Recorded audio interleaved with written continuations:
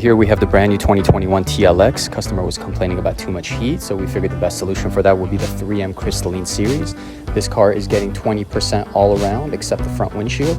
And the benefit of Crystalline is it actually gives you the best heat rejection possible. So it rejects up to 60% of the heat, gives you 99% UV rejection, and up to 97% IR.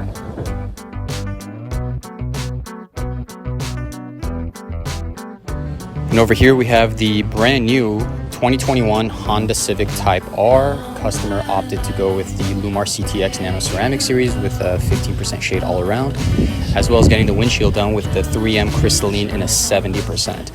And the benefit of actually getting the 70% on the windshield is you're going to block up to 99% UV rejection, you're going to block up to 97% of the IR rays, and of course it's going to give you up to 46% heat rejection.